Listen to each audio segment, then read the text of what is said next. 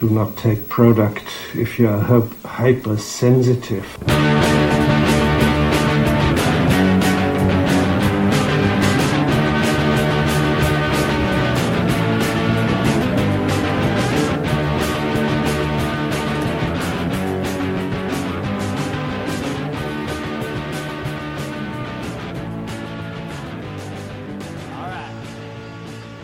Hey, Internet. Welcome back to the Intoxicated podcast. If you're new to this is a podcast where I have my friends on the show, they pick an alcohol, and we shoot the shit about life. And if you are a returning listener, thank you so much for listening. Glad you keep coming back.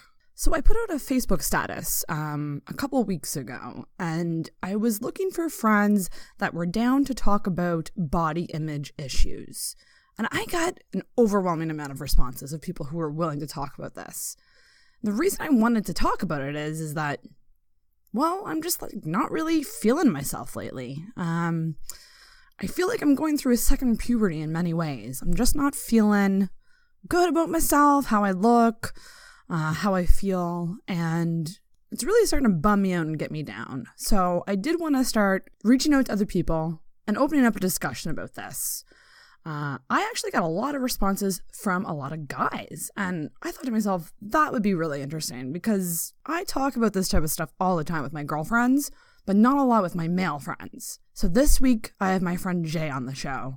Jay is actually an awesome local musician. He plays a show almost every Saturday at Dirty Nelly's with his dad, and he's a super talented guy. So Jay came on the show, and this turned into such a great episode. We talk a lot about music, performing, and we then just get into it. We get into talking about food, how we both have kind of a love-hate relationship with food. We talked about food a lot, but in a way that I think we both needed to. We both needed to kind of talk about our problems with it. And nearing about the hour mark, we start talking about body image issues. Things got really real, and I love it when they get real. And he actually says it really good in the episode when I mention having him on and the fact that not a lot of people want to talk about this. He actually says he needed to talk about this. And that pretty much hits the nail on the head right then and there. We are both adults going through body image issues. It doesn't go away, and I think as long as we open up a discussion and talk about it honestly, it'll make it a little bit easier to deal with. So I really, really, really enjoyed this episode. It was a great one. Felt like a really good therapy session. One thing I will say is that it is a longer episode, but you know what? It was one of those episodes where I really didn't want to cut anything. I really thoroughly enjoyed the conversation, and those make for the best episodes, the ones that you almost can't cut down because it's too good. Over on Intoxicated Reviews, we have a new episode up all about The Defenders, and I actually just finished it on the weekend, the whole series, and I loved it, and I loved the fact that we got an episode out about it. A little bit of a backstory behind this is that over a year ago, when I started planting the seeds about doing a podcast, it actually had nothing to do with me. I actually would hang out every Tuesday with two of my guy friends, one of them being Corey, who you know from Intoxicated Reviews, and also our friend Norm. I would hang out with these two guys and just listen to them ramble and talk about shows and wrestling and movies and everything pop culture. And I started saying, do a podcast. I just loved hearing them talk about shit. I loved hearing them bounce off each other, and I wanted them to do a podcast. And now they've finally gotten together and done an episode together. So that Defenders episode with my friends Corey and Norm, great episode. And guys, I can't say it enough. There's a lot of great things happening over there. So please make sure you are subscribed. Corey is killing it. He is putting out content every week, and he's going to be getting some really cool guests on coming up. So you really don't want to miss out on that. Social media, you know how it is. Facebook and Instagram, Intoxicated Podcast. On Twitter, it's _toxicated. And go check out that bitchin' website that I made, www.intoxicatedpodcast.com. Anyways, guys, thanks so much for listening, and I really hope you enjoy this episode with Jay. All right, so we are going to start the show. Welcome back, everyone, to the Intoxicated Podcast. I'm here with Jay. Hello. Yeah, you said hello right away. Yeah. Some people are so shy right away. They're just like, what What do I say? Well, one thing I am not is shy. So. That's good. You're not a shy person. That's very true. So, we are here in South End of Halifax doing some sort of day drinking. It's early evening drinking. You just got off work. Yeah, I mean, for me, this is like the night has already begun. Oh, fuck yes. It's I like like it. It's 7-Eleven. Hey, 7-Eleven. It feels like that should be like Make-A-Wish time. And Jay made me a very interesting drink. You want to say what you made? Well, it's a basic Black Russian, 1 part Kahlua, 1 part vodka, but with a little bit of, what is it called? Peppermint Patty by... Cold Stream Clear. Cold Stream Clear, yes. Exactly. So it's chocolate mint liquor. It's delicious. Distilled. I think it's based on vodka. Mm-hmm. And it works very, very well with the Black Russian. It is delightful. It's almost refreshing in a weird way. I can feel myself being rejuvenated. Yeah. I'm 20 years younger. Yeah. Which makes me way underage, so I shouldn't be drinking this in the first place. Being rebels. But bring in for cheers. Cheers. We always start with a cheers. And I have to note as well, we have whiskey as well. Oh, so I tend to bring the whiskey out for episodes that I know are probably going to get a little more real than other episodes. I'm willing to drink the harder alcohols for the harder subjects. That is what whiskey is for. Making things real. Yes. So, and usually I start off with like a friendship origin story, which is weird because I don't actually know how we met. I know that we met through... Like Lindsay. And, like our extended kind of circle of people. Yeah, that whole group there. And a little bit through HowCon as well. I mean, you cosplay, I cosplay. Yes, can we talk? Okay, let's fucking talk about the cosplaying. Because I love talking about this shit. Yeah, I might not have that much to contribute, unfortunately. What all? Well, I mean, you've done some. I've done some, but I very rarely make my own costumes. Okay, you don't make them. Yeah, I mean, like, you remember the Garrus costume that I did a few years back. That was probably the most intensive work I've done in a cosplay, and even on that one, I only did about half of it. Right. The rest, there was Nathan DeLuca, I'm sure you know. Yeah. Yep. He and I hung out a lot at that time, and he put in a lot of work on that costume as well. And it came together very well. Cool. Yeah, I had a lot of fun with that one. A lot of my other costumes, though, like my my Avatar Aang cosplay. What else am I thinking here?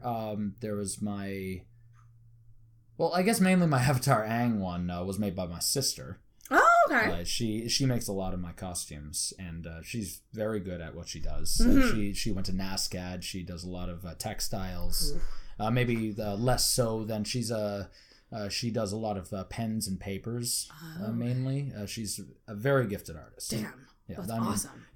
My dad, of course, yes! he's an artist and he's a musician. So both me and my sister, we got a little bit of art, a little bit of music. I got more music. Robin got more art. I'm so insanely jealous of that, like, just like having that. Well, because I imagine like when you grow up with it, you're exposed to it. It's inevitable. You're going to pick it up. Basically, somehow. I picked up drumsticks for the first time. I mean, for my 4th birthday, my dad got me a little guitar. Because, of course, he'd been playing guitar for far longer than I'd been alive, and he, I guess, thought that I would make a good guitar player. But at the time, I had no interest whatsoever. You're like, I'm four! I don't know what to do with this thing!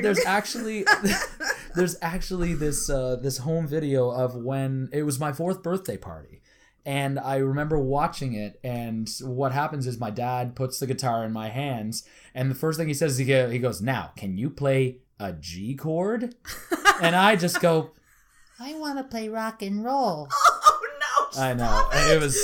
Do you have this video? Somewhere. I'm sure they're at my parents' place. Oh my god, that is precious. Yeah. I want to play rock and roll. And you do play rock and roll I now. do, but the thing is, I didn't end up picking up a guitar again until basically 20 years later. Yeah. Because I started playing drums, I say when I was 6. My dad thinks it was when I was 8. Either way, it was over 20 years ago. Yeah. So I've been playing drums most of my life. And then a few years ago, I on and off, I would pick up a guitar and learn like a little thing. Here and there. Here and there, exactly. And then one day we were on vacation. We went to Florida. And I remember I picked up in the airport a Dr. Horrible sing-along blog book. And that book had in the back all of the sheet music from every song in that musical. Wow. And it had all the guitar chords and the chord formations. Yep. And that was the first time that I really buckled down and learned a song. And bar chords were a huge pain in the ass at the time. That's when you have to put your one finger across so it presses down every string at once. Bar chords, yes. That's like the beginner guitarist bane. Because all it is like you're doing it and you're holding it there, and all the while your hand is going, why are you doing this to me? This hurts so fucking much. Oh my god. Cursing's alright, yeah. Yeah, it is. Cursing is like 90% of this podcast. Excellent, I'll fit right in. That's crazy. So did you learn it from your dad? Like, did your dad teach you how to play guitar? He certainly had a huge hand in the development of that. And, over the years, like I say, I sort of got started on that myself, and I asked him for help whenever I needed help. But for the most part, it was me just figuring out, okay, I want to learn how to play this song. Right. And this song, and this song. And then I would work my way up from very basic ones that started at the level that I was. And now I can't believe the level that I've achieved for having just started what feels like just a few years ago. Crazy. I did not realize that you were, I've always, when I think of you, I think guitar player. I don't even think drummer. That's the thing, because most of my life, my identity has been the drummer guy. Like, I remember somebody that I went to high school with once told me that she used to have a crush on me when we were in younger grades, and a bunch of the girls in her grade, a grade below mine, all just thought of me as this mysterious drummer. Like, they didn't know anything about me, but I guess that's the drummer, like, thing. Yeah. I feel like with most bands, it's like, well, that's because nobody fucking cares. They're the quiet ones. Nobody fucking cares about the drummer. Which is funny, because they're not the quiet ones. They probably make the most amount of noise. Like, I don't know, maybe not. Well, I mean, in terms of volume for the music, For the music, yeah. Talking maybe less. But they're always the ones, like, it always feels like with famous bands, like, the drummers don't talk as much in interviews, and, like, you don't know. It's true. It's like a mysterious persona of, like, I don't really know much about this guy. Yeah. I remember I saw a College Humor video about bassists looking too bored while they're on stage. Yeah. And it was this just big meeting of bassists, and one of the bassists just stands up and is just like, is it okay if we talk to the drummer during the set and ask him what he's doing while the guitarist and the vocalist are off having sex with groupies? Oh my god, that's so funny. Yeah. I have a story about the difference between being a drummer in a band and being the lead vocalist. Because like I say, over 20 years I've been playing drums, and I played in so many bands. Yeah. I started off with just like a garage band in junior high school. We went into high school from there, and then I just hopped from band to band to band, and now I'm playing with my dad. Yes. Yeah, he and I, Dirty Nellies, 4 to 7 Saturday. Every Saturday. I was going to say, we're going to plug the shit out of that. Maybe not every Saturday, actually, for the next couple months. For the next couple months, it's going to be more like every other Saturday. Some random podcast listener is going to show up and be like, I'm here to see Jay. Where's Jay? I'm going to feel bad. Yeah, exactly. But no, you also sing, you should say as well. Yes, too. yes, Very good singers. For that, my dad plays guitar, I play drums, both of us sing. It's just the two of us, so it's great because our harmonies work really well because obviously my voice is literally based on his voice. That's so true. so true. It works for what it is. I never really thought of it that way. It works. That's why family bands are like the epitome. Yeah. It's in my mind. It's like you see Joel Plaskett playing shows with his dad all the time. Exactly. And they've recorded a whole album together. I've seen them play live before. It's fantastic. Just a great show. It's fantastic. Yeah. 100%. So like I said, the differences, I've been playing drums for 20 years. I've been in a lot of bands, and of course, occasionally somebody will shout something. I'm like, I want to have the drummer's babies. But that actually got shouted at me at a show. Did once. it? Yeah, it was at the Oasis, I think. Did you kind of look and see if she was cute? Oh, she was. Yeah. After the show, though, she didn't come up and talk to me. Of course not. Of course not, because it was just her shouting something because she was drunk as a skunk. Amateur. Exactly. Amateur. Who came up and talked to me after the show, and after many of my shows, were the guys. Guys come up and talk to the drummer because they're like, man, you were awesome. You ripped it up. I've never seen someone rock that hard before.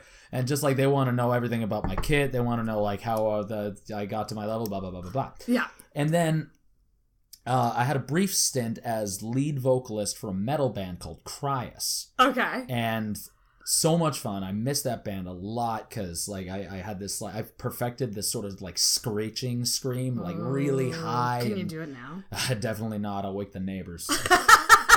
And probably like my mics would just explode. Yeah. I really have to like to just shriek. And the thing is, years and years of playing drums, and I would talk to people after the show. Sometimes girls would come and talk to me after the show, but I would never like do anything. Like nothing would ever happen. Right. First show I played with Cryus, I took someone home. No way! It happened right away. And it was you were the lead singer. I was the lead singer. First show we played out of only 2. Now I have a couple of questions about this. Sure. How did this happen? So was this a situation where, like, okay, I love live music. I love concerts, and I do tend to go for the lead singers. Admittedly. Yeah. Was it a situation where, like, you know, where you hear in like seeing music videos and stuff, like you lock eyes in the crowd? Like, was it something like that, or was it like she just came up to you after the show?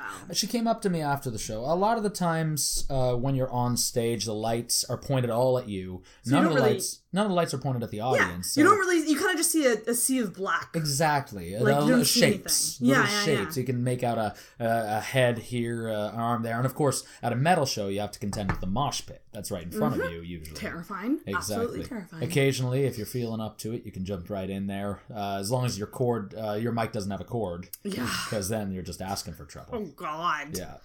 But yeah, I really, to this day, I can't even really remember how that happened. Just I ended up having a couple drinks with this girl, and then we walked back to my apartment, and the rest is what it is. The rest isn't really something I'm going to share with you. So, moral of the story is, if you're in a band and want to get laid, if you're in the band to get laid, be the lead vocalist. Yeah.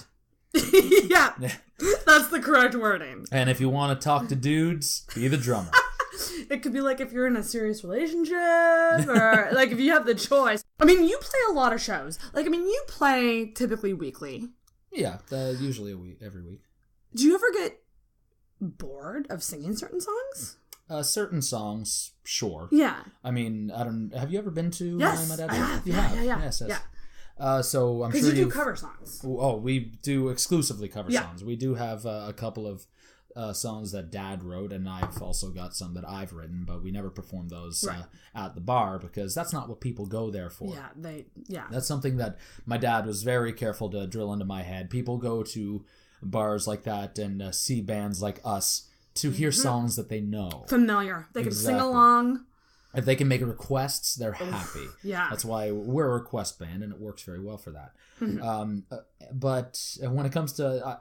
you've been to our show. I'm sure you've heard me do Business Time. Yes! That song. That's amazing.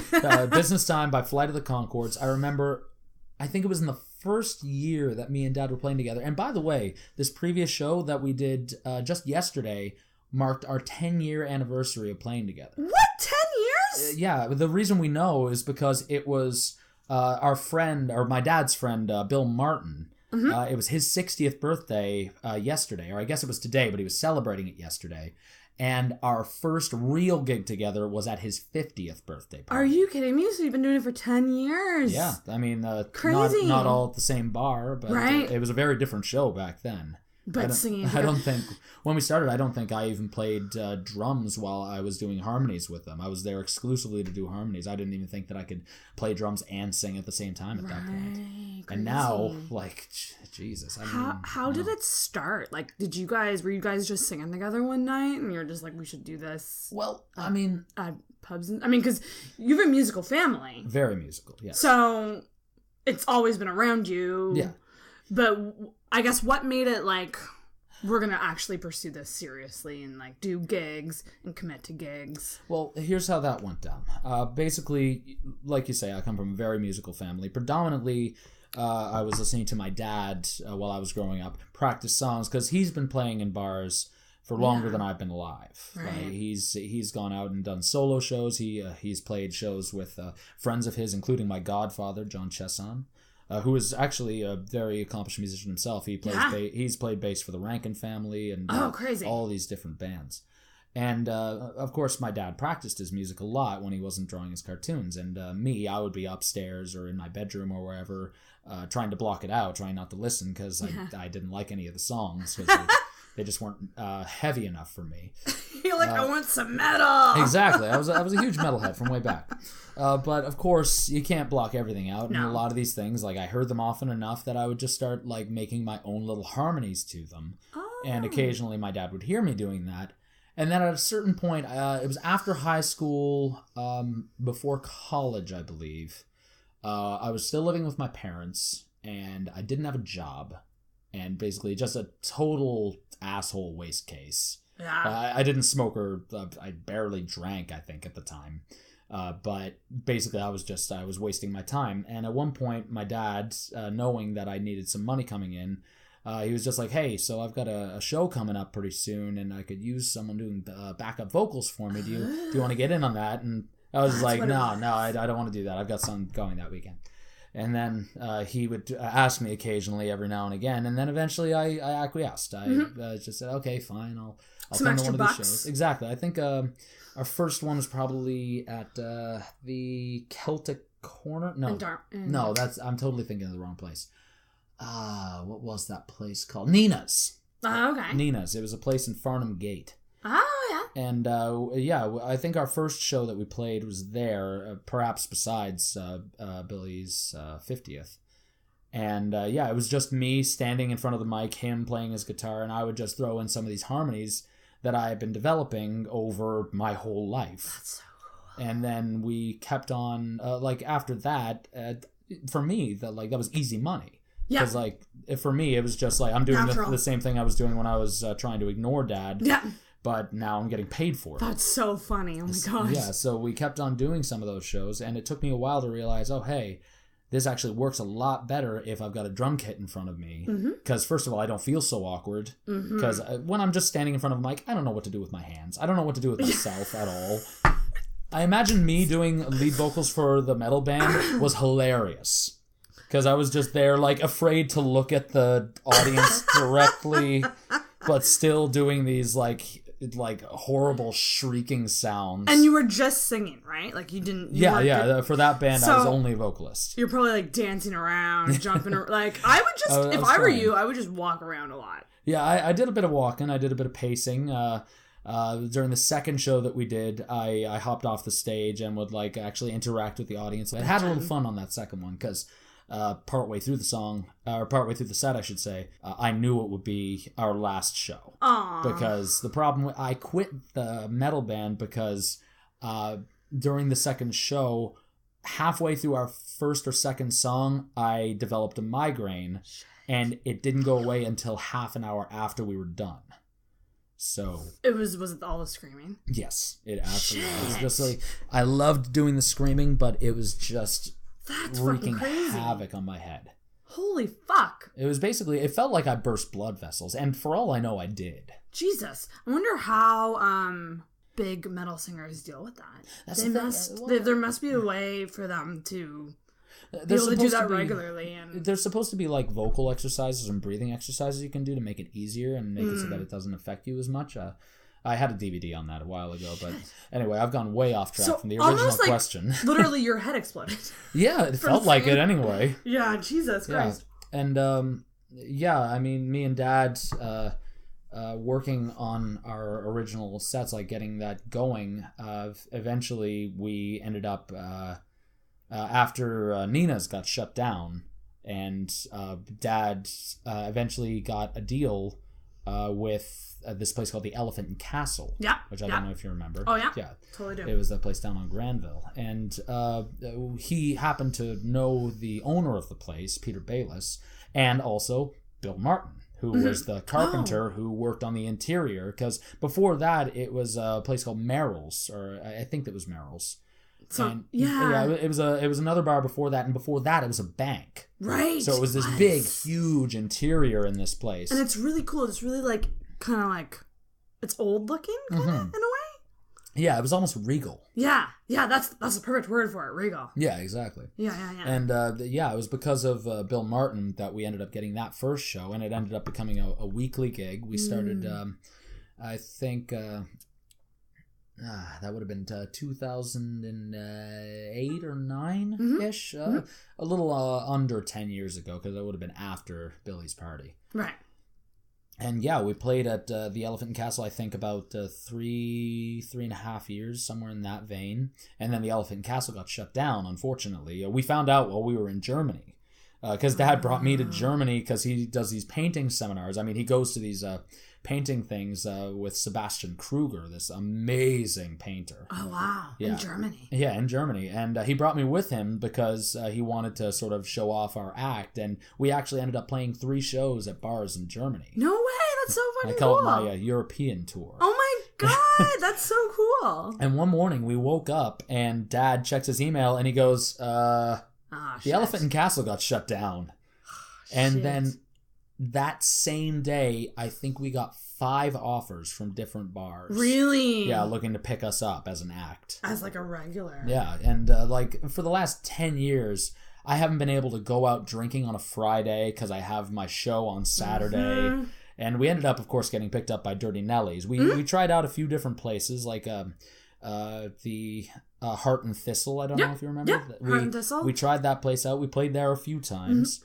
I think we checked out also the Carlton and a couple other places, but we ended up settling on Dirty Nellies. And the thing about Nellies, it was sort of the same atmosphere or a similar atmosphere to the Elephant and Castle, but lower ceilings, so the sound doesn't bounce around as much, and it's actually just a bigger bar. It is. And you can fit more people in there. It really, really suits our vibe. Oh, 100%. Yeah, so really Dirty Nellies, I feel like, is our home now. It is. And of course, every time we go in, Joe, the owner of the place, he says it to everyone, but it always feels like it means it when he says it does. He's like, "Hey boys, welcome home." Aww. So it's that's so nice. East Coasty. It very much is. It's very warm East Coast. I mean, if you're listening to this and you're not from Halifax and you happen to visit, go to Dirty Nellies. Absolutely. And go on a Saturday, have a beer, and hear Jay sing. Do try. And don't request Sweet Caroline, because I hate that song.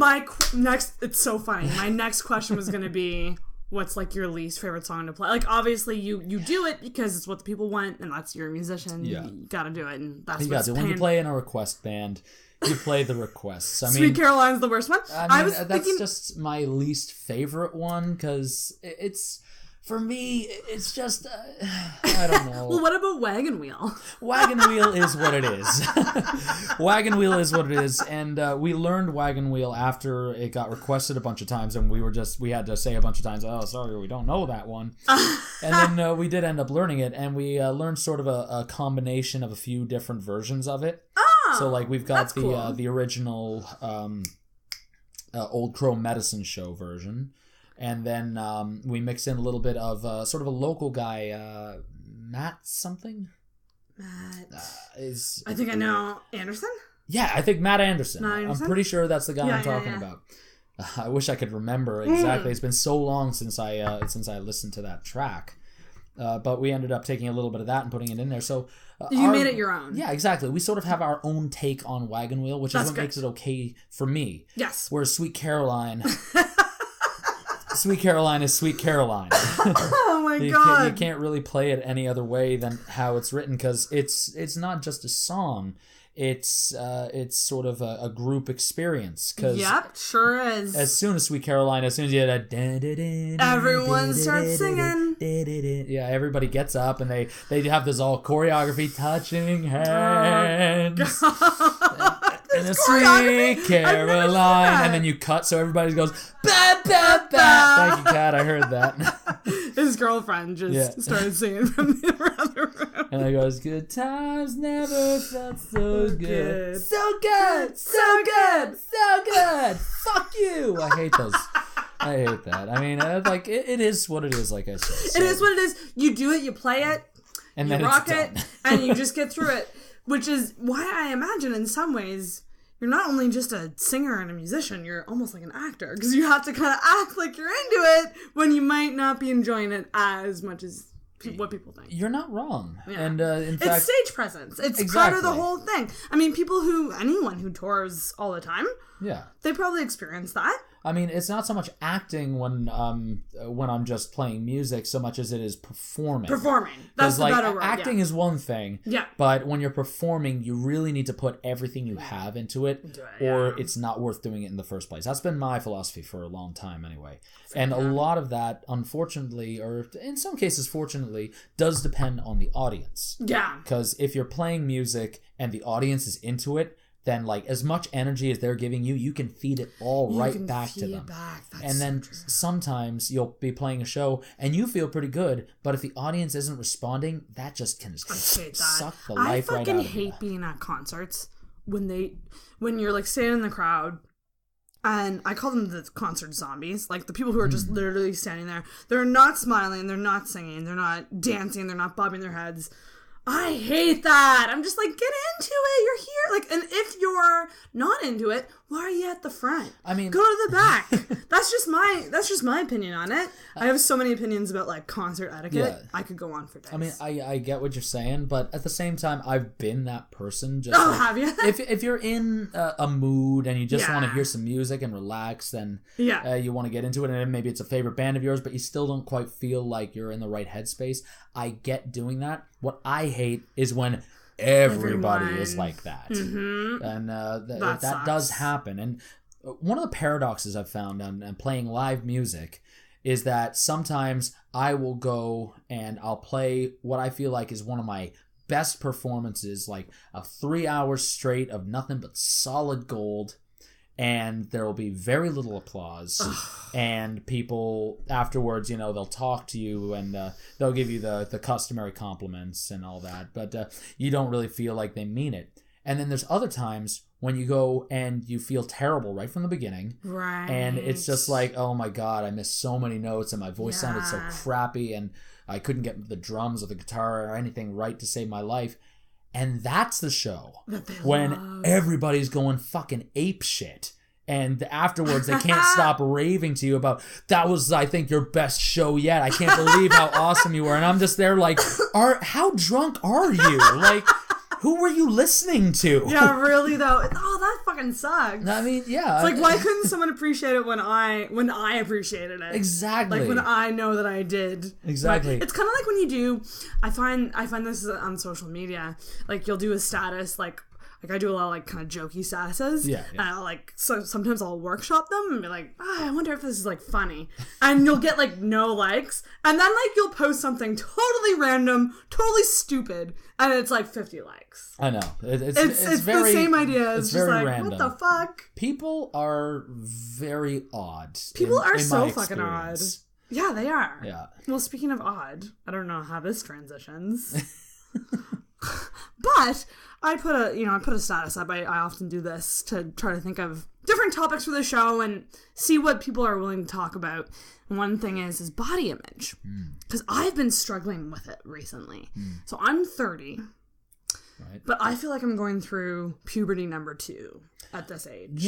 People have been talking about second puberty more, I've found. Yep. I watched a video on it there's recently. a video on it? It was a cute little cartoon. I think it was College Humor. Oh, okay. Yeah, so, it's cute, it's funny, and it talks about, like, you're going to notice that your body's going through some changes again. You may notice that you're growing hair in new places and maybe not growing hair in other places. Stuff like that. True. Oh my god, that's so funny. Yeah, that's what it is. That's what it is, exactly. And I'm turning 29 actually in next month, and I'm sort of dreading if I haven't already gone through second puberty, or if I'm not going through it right now, kind of dreading that. Yeah. Because for me, like, I don't know, I've never had a very healthy view of my own body. Me neither. I don't think anybody does. Yeah. I mean, except for like the really healthy people who actually take it seriously. And like, fuck those people. And even cheers you, even though your glass is empty. Because it's making so the true. rest of us look like lazy assholes. Know, like, right? fuck you. But I mean, it takes so much time and energy and money. Yeah. The money. It's the money thing. That's the problem. Eating healthy is not fuck. cheap. Oh my god, no. But even if it was, like, honestly, eating is probably my worst challenge. Oh my god, me too. So you go get another drink. This is how I drink whiskey. Fuck yes. Okay. So we have the whiskey now. So Jay officially, because we're getting into the hard topics now. yes, so But back to the food thing. hard liquor is gonna have to be the thing. So when it comes to food, I think I'm probably, like, when it comes to food issues, on another level than most people you know. Dude, I feel like we're on the same level. We're not. I trust don't. me. Okay. Look, So I am the pickiest person you may have ever met, and that includes every toddler you've ever met. really, I am terrible. I am the worst. I feel like we've talked about this before. Kat, am I the worst? She said yes.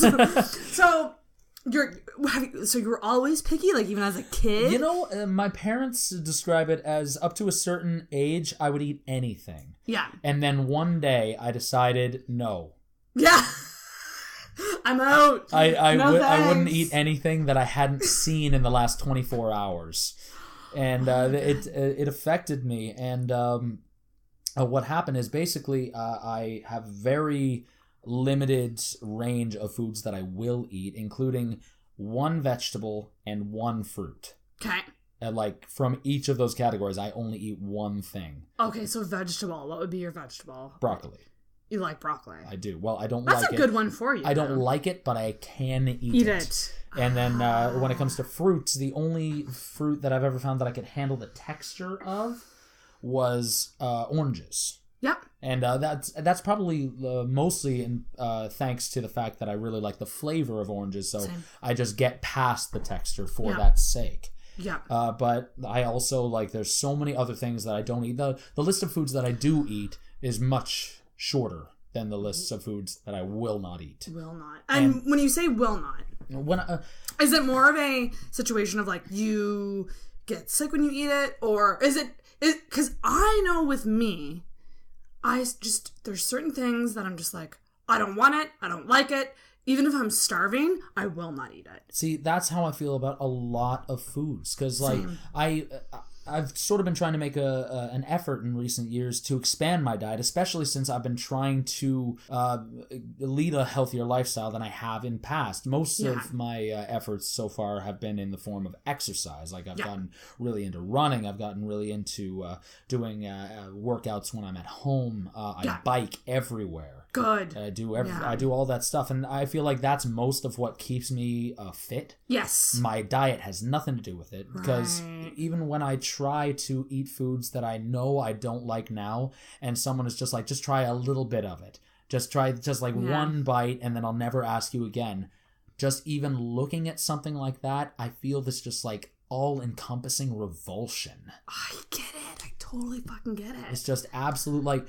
there have been times when even just like washing dishes that have foods that I don't like on them, like if I let some of it touch me, like if it touches my hands, I feel sick to my stomach, nauseous. Really? It's actually crazy. To the point I learned a year or two ago about an eating disorder. Okay. That involves, I can't remember what it's called, but it's selective eating. Okay. Like, you only eat a very select few foods, and outside of that, you don't even view anything else as edible. Really? And when I read about that, it spoke to me so hard. Yeah, that sounds like I haven't talked to anybody to see if I actually fit the profile for that, but I would not be surprised at all if I do. Mm-hmm. I could probably see that, and it's probably like... And two, it's like, even if you tried something that you don't normally eat, and you like you said, you can manage it. Yeah. Incorporating foods like that into your daily life is fucking hard. And a lot of times, on my end, it's too much effort for me. Too much effort. I fucking hate lettuce. I get that lettuce is important. Like, it's good for you. People eat salads all the fucking time. And I just don't. I don't want to make a salad. It's like 800% water or whatever. Yeah. I'll just drink water. Exactly. I drink so much water. Yeah. Well, that's good. That's a really healthy thing. Yeah. I've actually, that's one thing that I have done in an effort to be more healthy. For so long, I would not drink water. I wouldn't do it because I hated it. Yeah, it's kind of boring. Exactly. Like, for me, I was like, it has no taste, and yet I hate the taste of it. Right. And then I started playing music with my dad every weekend, and it was like, okay, no, water's on the menu now. Water needs to be on the menu now all the time. And recently, I've been sort of upping the ante on that because I'm pretty sure that 8 glasses a day thing is a myth. But it seems like a lot, right? 8 glasses? Who drinks 8 fucking glasses of water a day? I think. And how are they not peeing always? Right? But I mean, like, and too, it's like depending on your lifestyle. I mean, I don't know. I guess you can have a water bottle with you at all times. Yeah. And who doesn't? I mean, everybody's got a fucking water bottle. But it's just when I think about like my days that I'm feeling like shit, like if I'm ever feeling like headachy or just off, I'm like, oh yeah, it's probably because I didn't drink water. Dehydrated. Yeah. It happens to everybody once in a while. Like, it's just like, it seems like such a simple fucking thing and to do. Something I've been trying to work on lately is having a glass of water as soon as I get up every day. Yeah. I will just, before I go to bed, I'll pour one, put it on the dresser. I wake up, I drink it, and then do whatever I do the same fucking thing. And I think it's helping. I always have water by the bed. And I'm not someone who wakes up a lot during the night. Like, I know a lot of people... I do wake up during the night. Yeah. But I won't... Like, I don't get up to pee or, like, I don't actually get out of bed. Yeah. But when I wake up in the morning, the water's there. And I'm just like, chug, chug, chug, chug, chug. And I think it helps. It does, yeah. And especially lately, like I say, I've been doing a lot of home workouts. And I've been focusing really hard on push-ups. Oh, yeah. Because, like, it's basically the ultimate exercise. As I've learned. And for a long time, I had trouble building muscle in my chest. That has been actually a source of anxiety for me in regards to my body. Okay. So for a while there, I hated push-ups. Like, I used to do them when I was in karate for 10 years.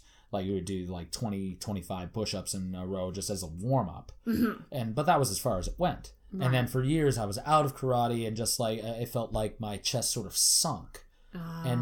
But then I decided, okay, you know what? I'm buckling down. I'm going to actually figure out how to do this. I'm going to get really good at it. I started doing that. I started off at 4 sets of 20 push-ups. And then over the next couple of months, I actually ended up getting it up to 9 sets of 30 push-ups. So a set, what's a set? A set is just like if you're doing a set of 20, you just do 20 all in a row without stopping. So you were doing 4 sets of 90? No, I was doing 4 sets of 20. So that added up to 80. I was going to say, sets of 90, holy shit. Yeah, no, Jesus Christ, who do you think I am? You would be the Hulk. Like, look at who you're looking at. I don't think I could do 4 sets of 90 but even to me, the idea of doing 20. And for me, doing 20 push-ups at first was daunting. Yeah. That I could do the first set, no problem. And then when the second set came, by the time I got to 10, I was just like, oh my God, please kill me. But like I say, now I got up to 9 sets of 30. So that's 270. That's bitchin'. Yeah, but then I went on vacation for a week. And of course, I didn't exercise during that whole time. Not. So then I had to, when I got back, I stepped it back down to 7 sets of 30. Now I'm back up to 8. So in between sets, do you take a break? In between sets, I do either a set of leg lifts or bicycle crunches. Okay. So it's mainly I'm focusing my core. Right. And it has really helped. Like before that, especially during the winter, I let myself slide a lot because I'm not biking anywhere during the winter. I don't go running during the winter. And because it's so cold and shitty and Halifax winters... Yeah, they're terrible. They're terrible. So I don't feel motivated to work out during that, even just inside on my own. Of course, this spring after winter, I had put on a little bit of weight. I wasn't feeling very good at all about how I looked. Mm-hmm. So that was when I decided, okay, we're doing push-ups now. We're gonna just do push-ups. We're gonna do push-ups 5 days out of 7 days a week, and we're just gonna keep doing that until we see results. Yeah. And I've seen results. Did it take you a while to see? Certain results were quicker than others because, Yeah. trimming down took longer, but immediately I started to see more bulk in my chest. And even, now I almost feel like, compared to before, I feel like Terry fucking Crews. Yes! You know? I can even do sort of like the little booby bounce thing that he does. No way. No. Oh, you can! Yeah. Yes, you can! A little bit. That's amazing. Wow. A little bit. No, I mean, not as spectacular as when Terry does it. Oh my God. Terry Crews is sort of a hero of mine. He is. I forgot my bell. I have a bell. You have a bell? The bell is for... Oh, Jesus, you do have a bell. Yeah, it's a real life one. It's a bell for when something's... It's like a yes bell. That's kind of what it is. But to the home workout thing. Yeah. Here's my thing with that. How the fuck do you get motivated? Because I've been the girl to buy a yoga mat and be like, I'm gonna do yoga every day. Never happened. Yeah. And never, adult life, especially in your late 20s, into your 30s, fucking busy. Yep. So how the heck how do you find a way to make sure you do that every day? Because I think that's a problem a lot of people have. Absolutely. Is that they can't incorporate that into their normal life. Yeah. Their everyday life. No, definitely, totally. And for me, that also was a problem for a long time. And, over the years, I've developed a few tricks. At first, when I first really got into working out, what it was I had my Xbox 360 and a Kinect. And there was a game out at the time, UFC Trainer. And so what you did is you set up your Kinect and you just get in front of that and it takes you through the workout and you get points as you go and you keep on doing that. And every push-up you do, you get 30 points and you keep on going and then it just tells you what to do, when to do it. It tells you the warm-up. It tells you how to stretch. Yeah. And it basically does everything for you except for the work. And so for me, making it a game helped. But then, of course, I moved around a few times. It was harder to set up the Kinect somewhere that was convenient to get to. You're in my living room right now. You can see I've got the Kinect over there. Yeah. There's no space here. Yeah. But you could move the coffee table. We could, but we haven't. Even just like I say, we cleaned up a lot in here today. Yeah. There is so much more walking room than there was just 3 hours ago. And... after that, of course, I went through a phase of I didn't work out for a while and then I felt bad about myself. So I decided, okay, here's what I'm going to do. I'm going to get an exercise bike. So I got an exercise bike and my thing was, okay, I'm just going to sit on the exercise bike whenever I'm watching TV or playing video games. I'll just be on the bike pedaling. Yeah. And that worked for a little while. And then eventually I just started watching TV and playing video games without pedaling. And then eventually it just ended up being another thing that I can put books on and stuff like that. That's the thing. It's so freaking hard to keep with something. That's it. And now what I found has been working for me lately is I'm not doing my workout with a Kinect or an exercise bike or anything besides my own body. Okay. And I do it when I wake up. I schedule an extra hour earlier than I would normally wake up. And I say, okay, during this time, the workout happens. And even if I don't feel motivated to do it, it doesn't matter because it's happening. Right. And there have been days when, of course, I'm in bed and I hear my alarm go off. And the first thing I think is, fuck, this isn't a rest day. Yeah. I need to do push-ups now. Yeah. And, I'll stay in bed watching YouTube for an extra 20 minutes or whatever, half an hour, the hours sometimes, depending on what I have to do that day. But so far, I've been pretty good about keeping myself true to that schedule, and it has helped a lot. And I think as long as it continues to pay off and I continue to not feel terrible about the way I look, then at least on a conscious level, I will understand this is why this is happening. Yeah. Keep doing this, you'll keep feeling like this. That's very, very true. And even once the good thing about the workouts that I'm doing and doing them so early in the morning is even after I've done it, I just stretch out a little bit and then for the rest of the day, it's like I didn't work out at all. Right. Because I don't feel tired. I don't feel anything. Because if you do it early in the morning, you've already got all the energy you're going to have for the rest of the day. That's true. So if you do it early in the day, energizes. then you've got that energy, and then you can use whatever energy you have left to do whatever you need to for the rest of the day. And you'll find the energy to do that. If you leave the workout till the end of the day, So true. then there's going to be those days where you have just a shit day at work, or maybe you had to move a lot of heavy shit, or maybe you had to walk really far. Yeah. And you're going to get home and you're going to be like, you know what? I could do my workout, but instead I'm going to crack a beer and smoke a bowl, Yeah. and I'm not going to think about anything or worry about the consequences. And that's usually what happens with me. Yeah, and I usually do because I run as well. Yeah. I fucking love running. Yeah, running is great. Running cuts so many calories. And it's like the endorphins. For me, it's the endorphins. Yeah, the endorphins like, are for me, it's never really been about... I mean, it's becoming more about it now, but it never really was about weight. Yeah, It was not so about... much weight. It was about feeling. Like, I didn't feel good. And a lot of that has to do with eating as well. No, absolutely. I That's just probably eat. why I'm so shitty. But I'm the same way as you. Like, I would say that I'm less picky than I used to be. But I just like food that, like, 12-year-olds eat. Yeah. 12-year-olds live the life. They do. Like, And that's my fridge. It's chicken nuggets, fries, oh yes, pizza pops, yeah, pizza pop, like Eggos. those little the pizza things that are like the size. pizza bites. Pizza bites, They're exactly. amazing. Oh my god, Kat introduced me to those. And I hate her for it. I hate her. They're so good.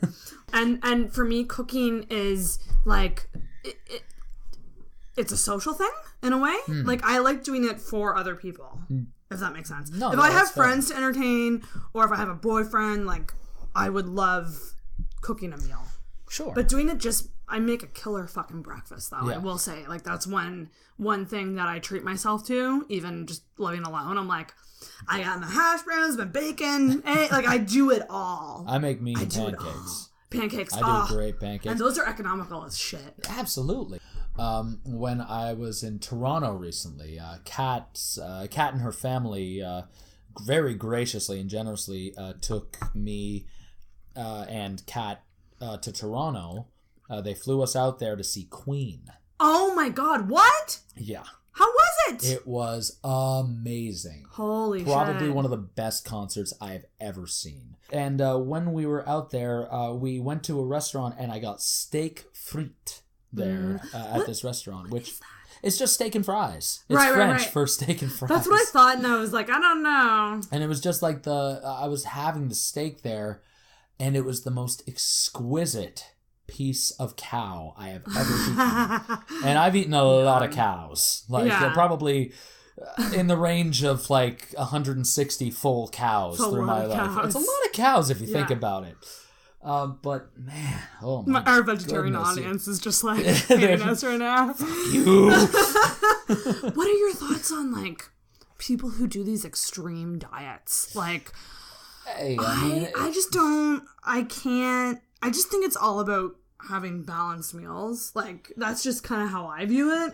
for me, it's like you need to find something that works for you. Exactly. Because like not everybody talks about like all these different diets, like, oh, this did wonders for me, and it can work for you too, and just if everybody did this then the world would be perfect. And that's not how humans work. Every individual person has an individual body, and it responds to different things. It reacts in different ways.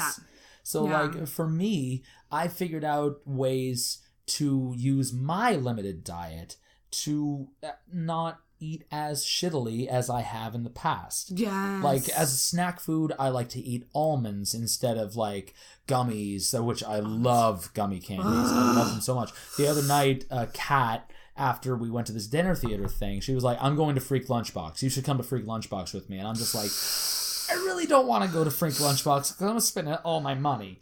And we did end up going to Freak Lunchbox, and I only ended up getting a little pack of 8 pieces of gum.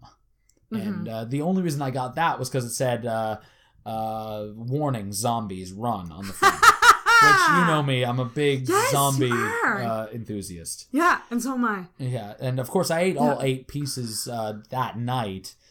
Because Kat was sitting next to me with this enormous bag of candy, which I think is still around here somewhere. But so tempting. Yeah, I know. For me, like when it comes to snack food, I try to limit myself to just like almonds, maybe granola bars. Don't put your gum on me.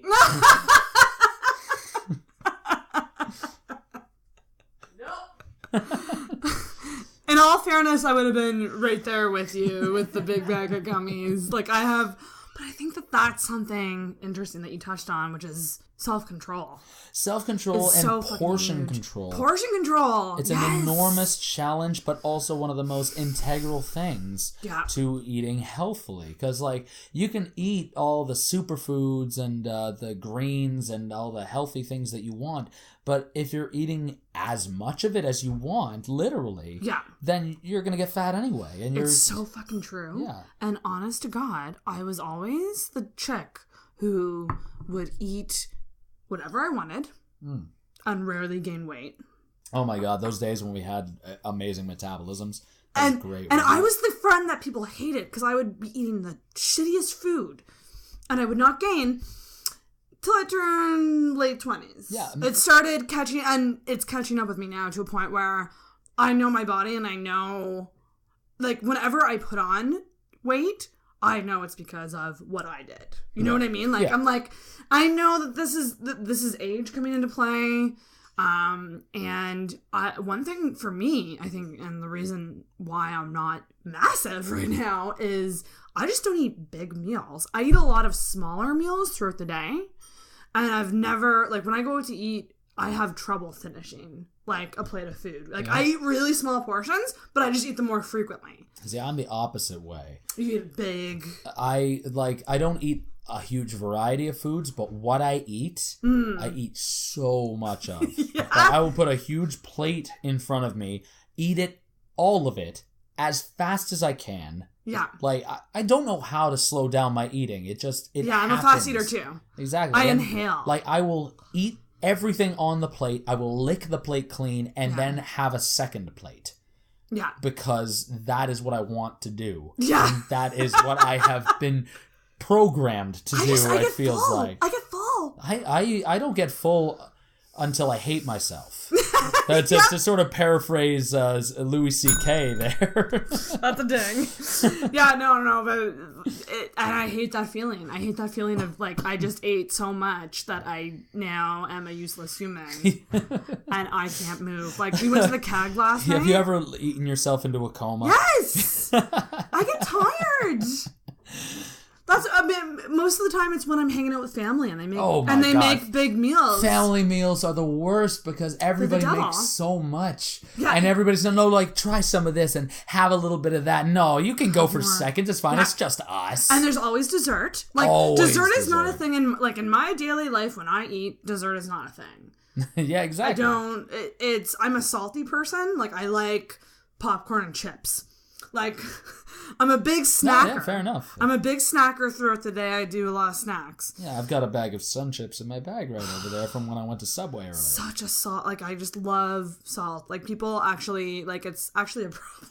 There like, people are actually like, Sarah, you're gonna have a goddamn heart. Like, I put salt on my McDonald's fries. Oh my God, that's... Yeah. I mean, some days that's necessary because some days they just don't have their game right.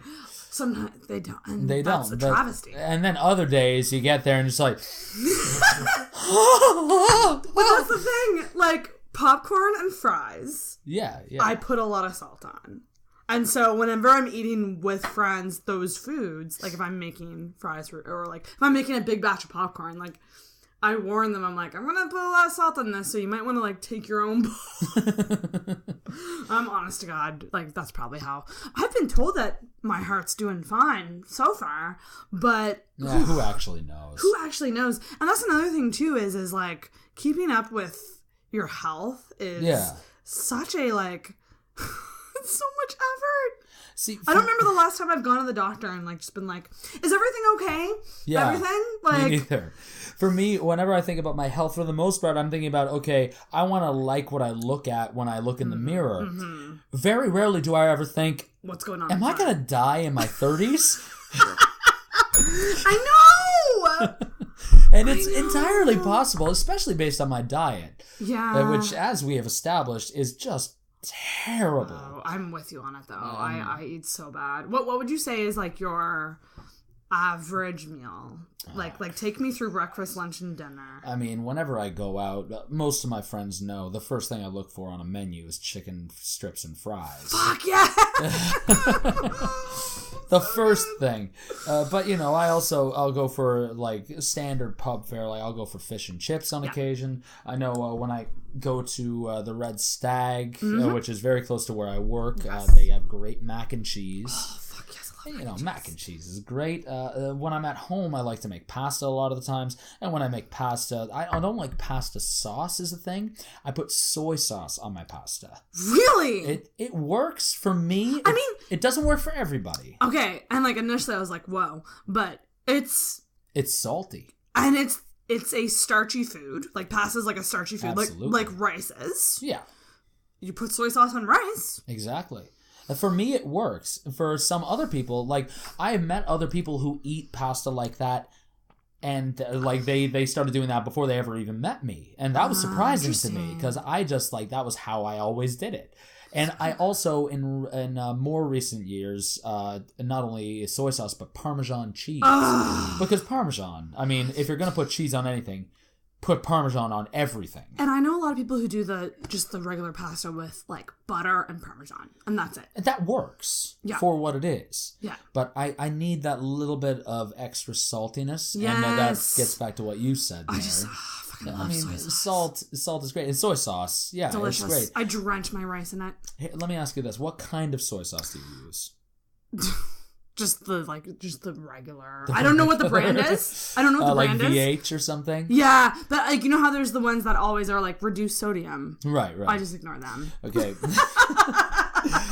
I honestly, the soy sauce I use, I would never purposefully use another kind of soy sauce again. What's the soy sauce? It's called Bragg's. And it's like, hold on, I'm actually going to get the bottle. Go get Bragg's. Did you just get it at the grocery store? Yeah, I mean, it's usually just any grocery store? It's usually in the organic foods section. Okay. Because this is one of the only organic foods that I would eat. It's all-purpose liquid soy seasoning.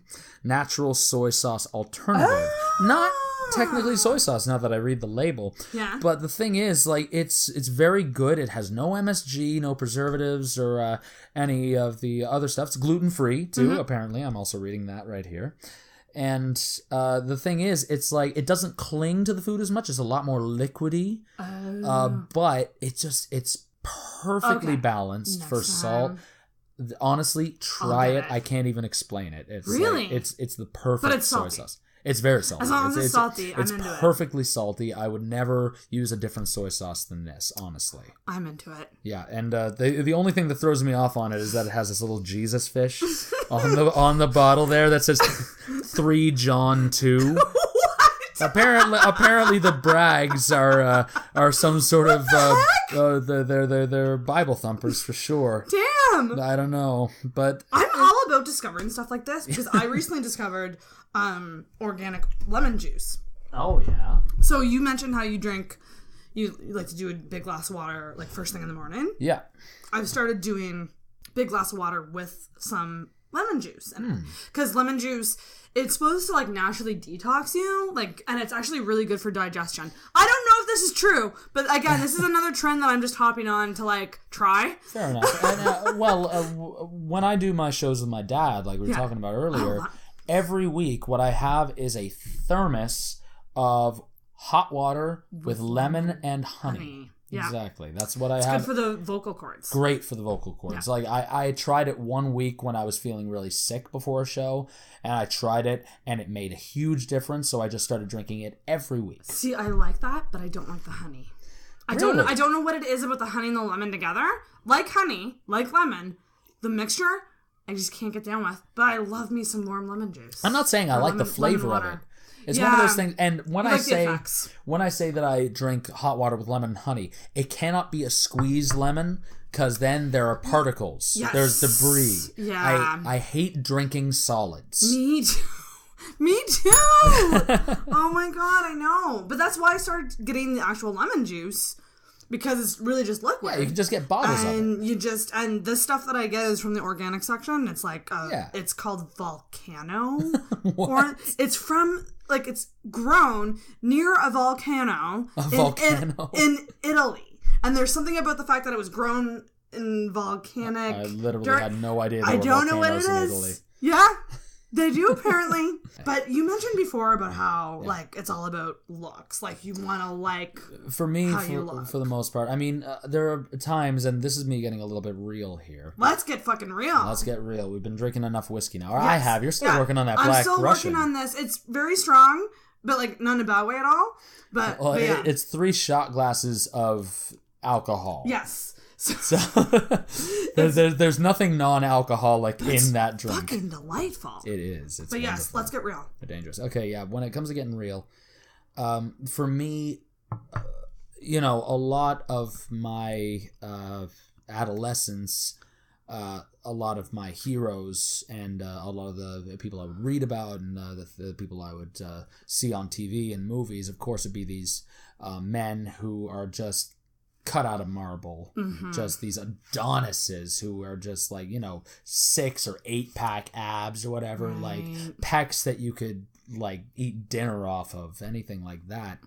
And of course, the whole time I knew that I didn't look like that.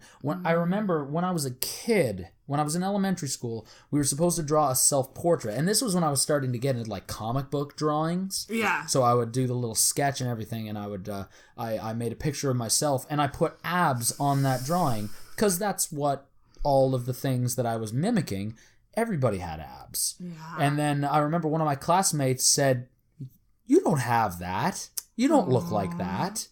And that was the first moment I realized I don't look like that. Yeah. And that moment hurt me. I still remember that moment. That was like grade 4 or 5. Jesus, that's so young. Yeah, and I don't remember a lot from back then, but I remember that specific moment. I don't even remember who said it to me. Yeah. But of course, there were times, I was sort of a skinny kid. I had the skinny abs going on. Yeah. Like, I had a great metabolism growing up. Like, I could do whatever I wanted. I didn't gain a fucking pound. Yeah. Yeah. Then near the end of high school, I started realizing, oh, hey, that little line, those lines on my stomach are gone. Now all I'm left with is this big bulbous thing, whatever's going on. It wasn't huge. I've never been a fat person, but I have viewed myself as fatter than I should be. Yeah. Which I think I hold myself to a standard that, frankly, isn't realistic and also might be a little unhealthy in terms of what I'm shooting for. And I talked earlier about the workouts that I've been doing, and I've seen marked improvements. I have seen, like, I've built muscle in my chest. I've cut down weight from all the running. I've seen increases in my core. I've actually seen a bit of definition in my abs that wasn't there before. Yeah.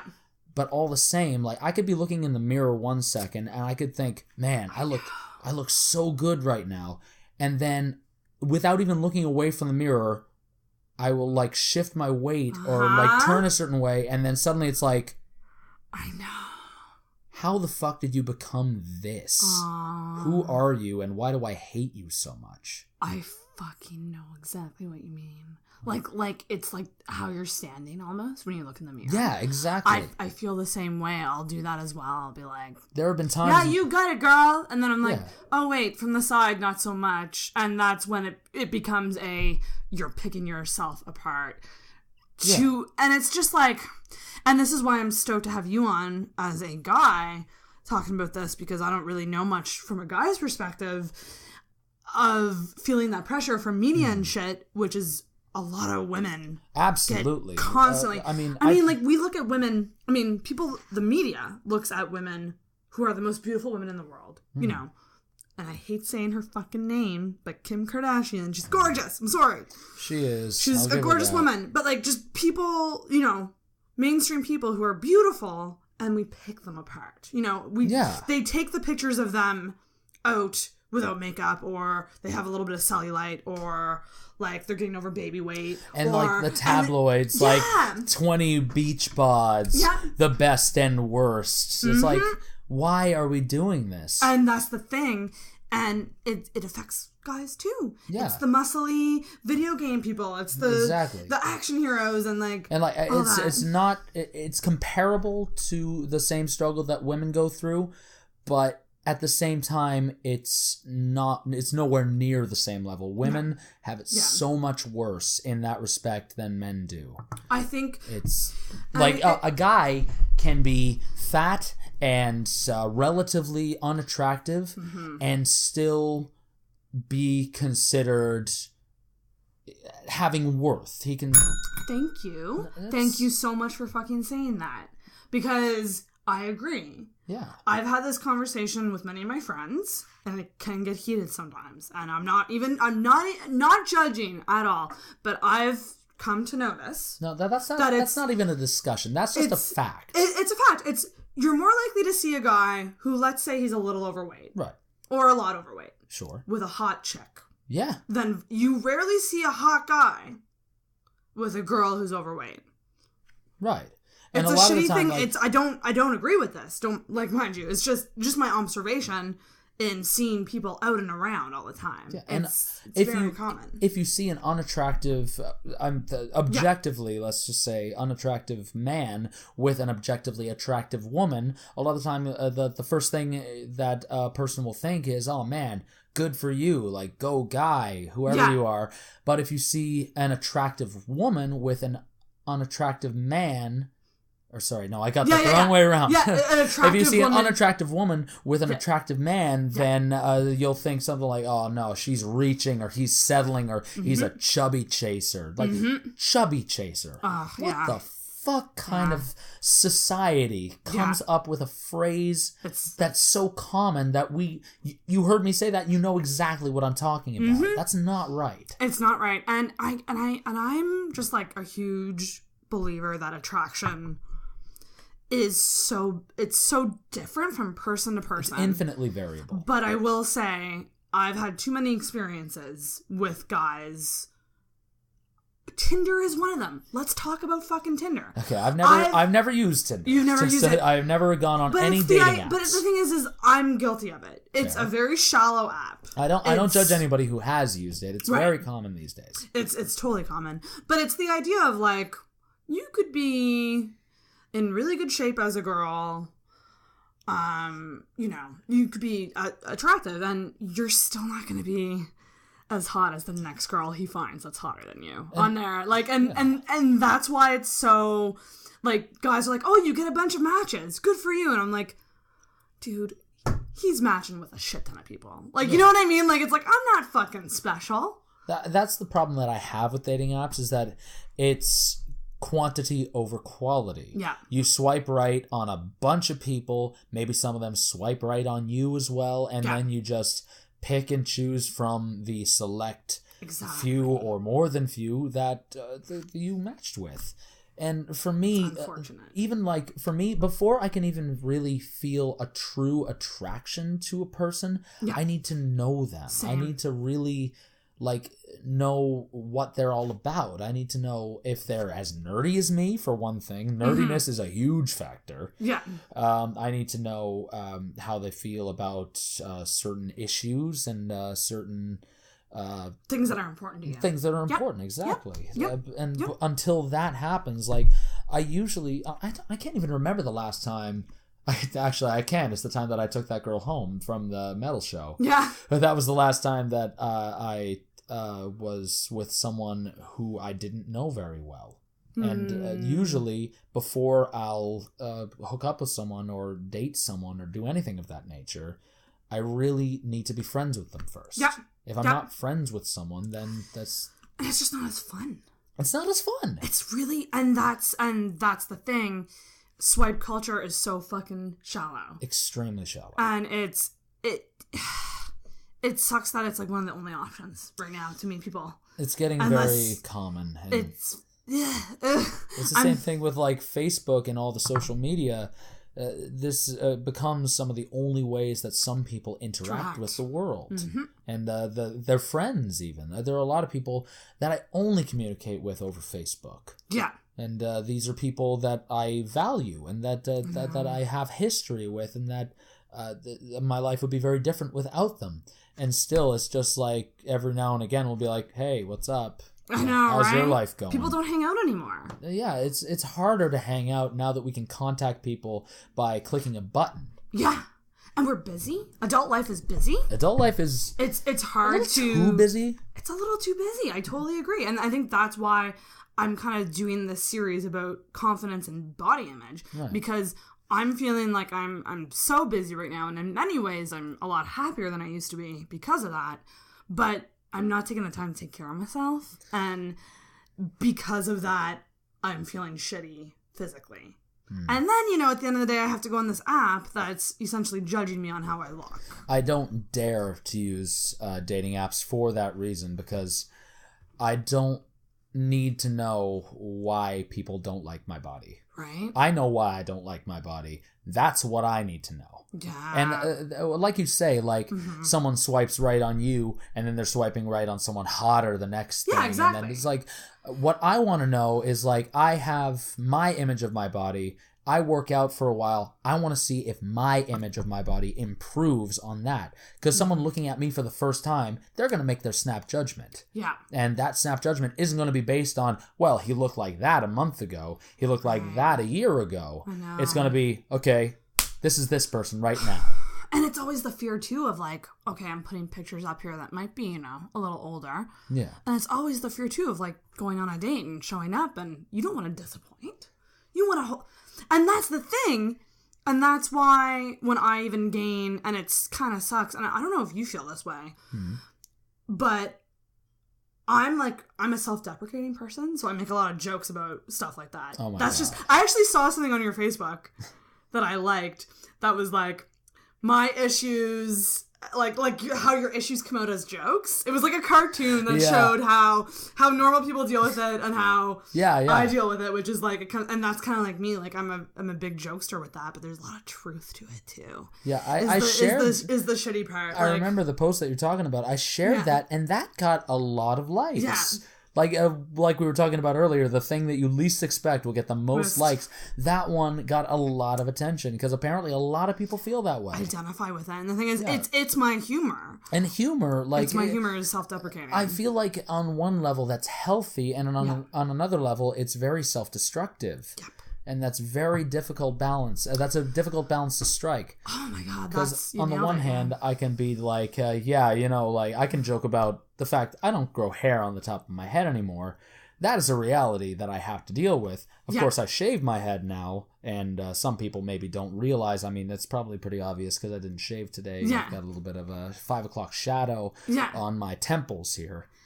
But, when I first started losing my hair, it was a nightmare for me. I denied it for so long. And at the time, I had really long hair. Like, when I was in high school, my hair was so long. Oh my God, I think I've seen older pictures of you. Hold on, I'm going to show you right now. I carry on me my high school ID as a party trick. So that I can show people my transition. My transition from... the long hair I was in high school to the no hair that I am now. So, okay, that's not that. Here we go. So curious. So this is my high school ID. Oh my gosh, yes, it's so long.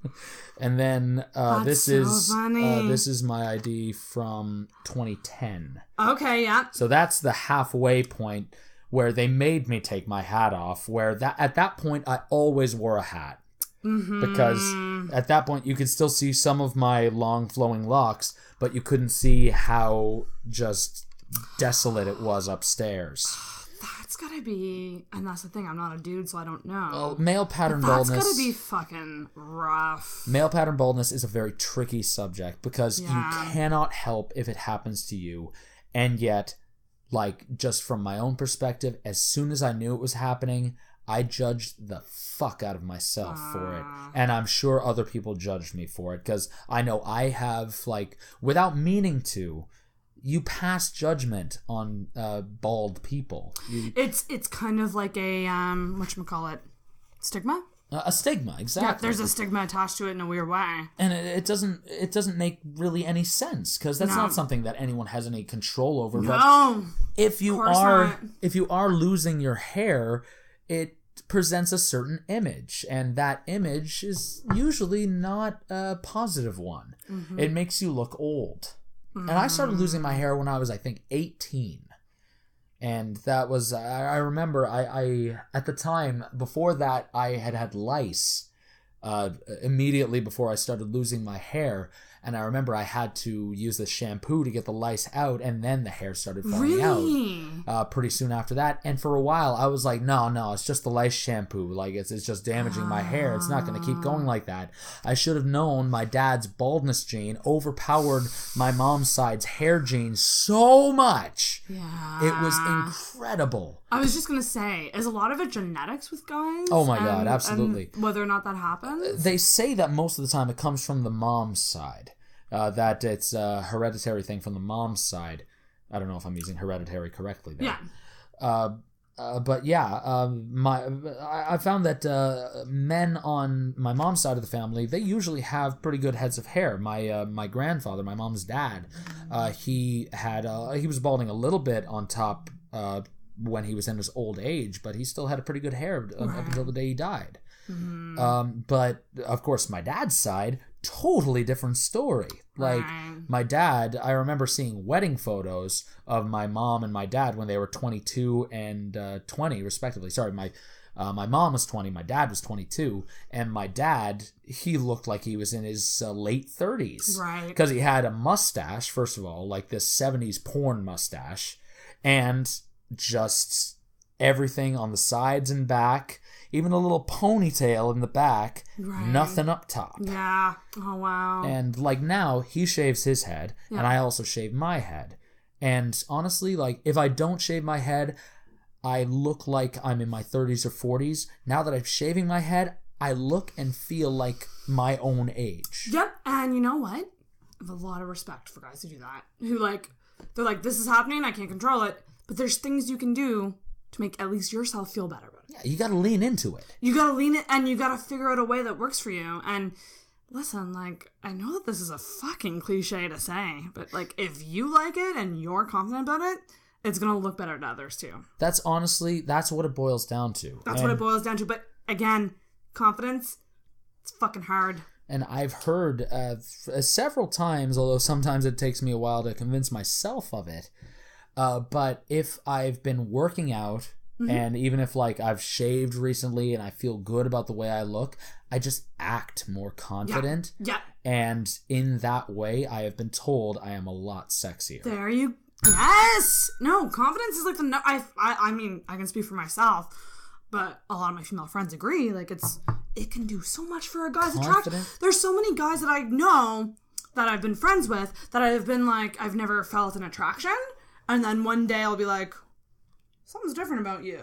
Yeah. And it might not be something totally physical or like, it's an air. It's an energy. Yeah, honestly. It's like it's the vibe that you put out, and it's fucking fantastic. Yeah. And I think if anyone can get there, fucking kudos to them. I'm still trying. Well, most of the time, I'm just this awkward nerd most days. Like, I play video games. I play Dungeons and Dragons, for Christ's sakes, at least once a week. And I've been the dungeon master. I've been the player. I'm probably the biggest dork that I know. But on certain days, like, I'm Superman. Yes, you are. Yeah, that's right. And certain days, that nerdiness works for me. And to be honest, my type is geeky, nerdy women. Okay, so this has come up a number of times on my show, which is I'm not nerdy at all. But I've always... Really, Wonder Woman? Really? Well, okay, I like Wonder... Yeah, but I'm not... you wouldn't put me at really nerdy. You would probably, if you say so. If you would probably put me on the lighter side of nerdy. Like... I mean, compared to me, maybe, but I'm pretty far in the deep end. But I've always said that nerdy girls have it fucking made in terms of dick. Because if you're, and I always said it's like comes up all the time. I'm like, if you're hot, great. You have a good chance. If you're hot and nerdy, I give up. You get it. You can have all the guys. Like, I don't even stand a chance. I mean, for that, like... You can't disagree. You just said your type was nerdy girls. It's definitely my type, but the thing is, I'm nerdier than most guys. And, like, I'm one of those people, like, I don't really like watching sports on TV. I don't get into cars or a lot of typical masculine things. I'd rather talk about, like, Dragon Ball Z, fucking Dungeons and Dragons, Mass Effect, like, all these really nerdy things. And I will talk your goddamn ear off about all of that. And if you're willing to listen, then that will happen. And if you have some things to talk about on that subject as well, then holy shit, did your eyes just get a lot lighter? Like, are they sparkling? It's just one of those things. No, but that's the thing. I mean, that, like, so much of that comes into, like what you're attracted to in someone. Absolutely. As that. So can you talk a bit about... Oh, wait, actually, I do have a question for you. Going back to the confidence thing, because this is something that, again, I love getting a guy's take on this. Mm-hmm. There's this phrase that has been engraved in me for a long time that I don't agree with, and that is fake it until you make it. And there's a lot of difference of opinions about this, because a lot of men in my life tell me that that's the way to go. To fake it till you make it. And I'm not a huge fan of that.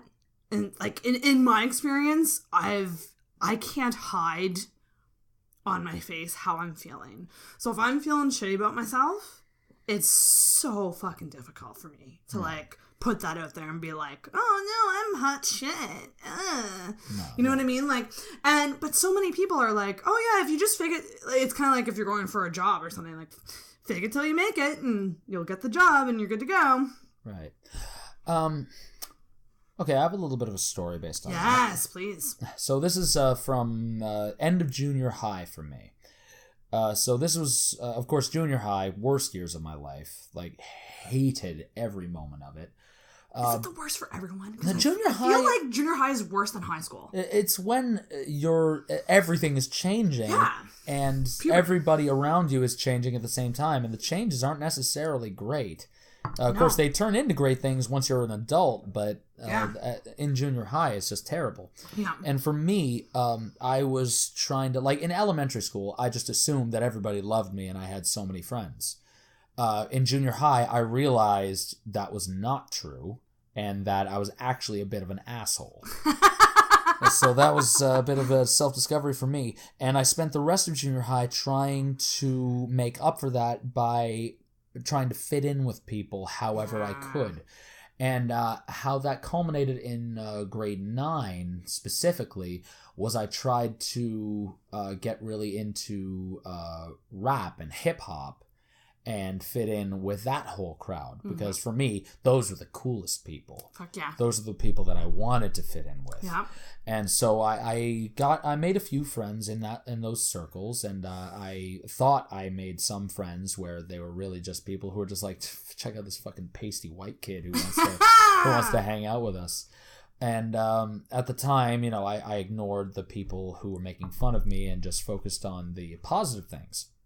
And admittedly, like there's a lot of good rap and hip hop out there, and I still listen to some of the artists I got into at that time. But when it came to that, eventually I realized, you know what? When I'm hanging out with some of these people, I just feel so empty. Mm-hmm. And I feel like I'm only here for appearances. Yeah. And I can never say the right thing. I can never be that person who would really fit in here. Right.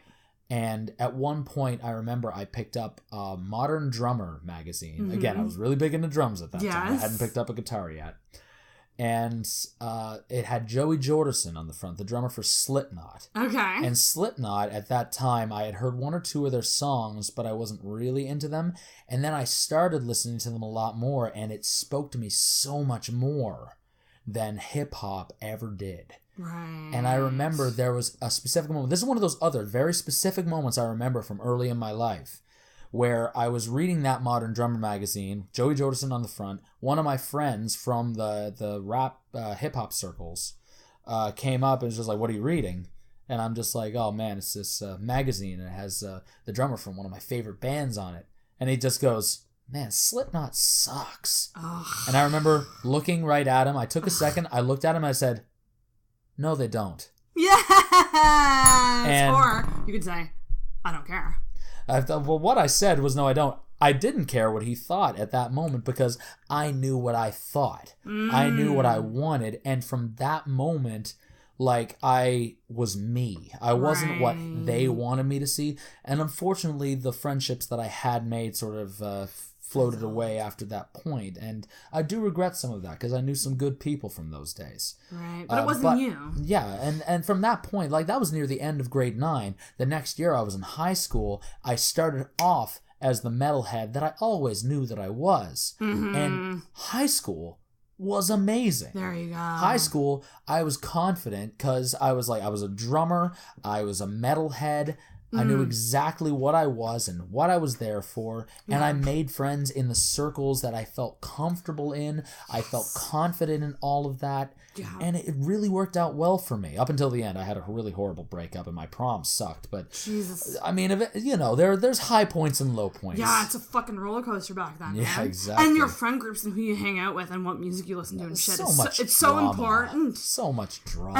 And there's so much weight on it back then, though. Yeah, I know. And now it seems ridiculous. Now it seems ridiculous. Ridiculous. But it's the same kind of idea. It's less, I think, amplified now. Mm-hmm. But it's the same idea of acting a certain way because you think you'll come off better to others.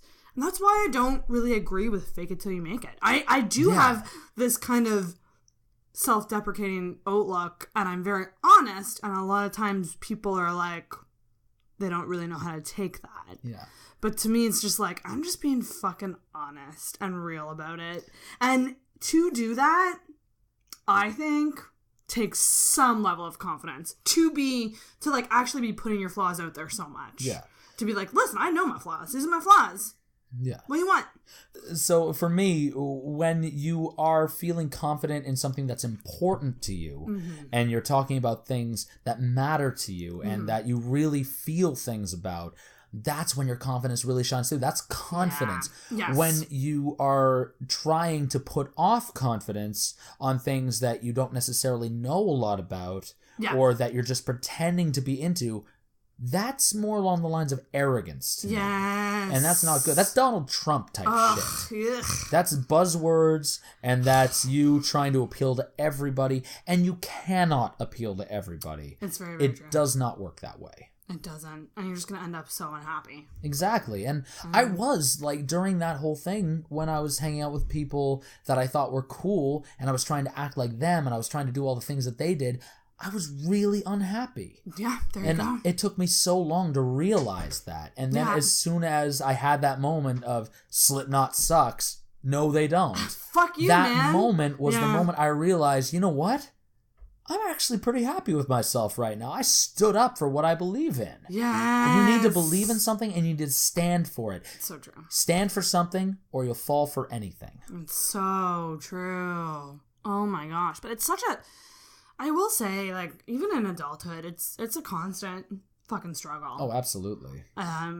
It's... And I try not to put emphasis on what people think. But it's hard not to sometimes. It is. And people, especially online, are very outspoken about their opinions. Oh, yeah. I wish I could get more comments. Not many people have commented on the podcast, so if you want to comment, do it up. I'll take it. Careful what you wish for. I know, right? But that's the thing. And I think you'll understand this in some being a musician. It's like if you're doing anything where you're putting yourself out there to people who see your work, it's nerve-wracking. It can be nerve-wracking. Yeah. And I can't imagine, too, what it would be like to not really be feeling yourself and have to go up on a stage. I've had days like that. And in fact, there have been days where, of course, my only bandmate at the moment is my dad. Right. And there have been days where right before we pull up to the bar, my dad will say something, or he has said something that just pissed me right the fuck off. And then just as soon as he says that, we need to get out of the car, load our stuff in, set up, play our show. And I have no time to process what he said or respond to it or try and like tell him, hey man, you really just pissed me off just now. Right. Instead, I have to put the smile on. Oh God. And play my music like I always do. And for my part, I do it. And then there are other days when I'm just not feeling myself. When like I wake up and I'm just in a foul mood. And, I hate those days. Yeah, everybody has those days.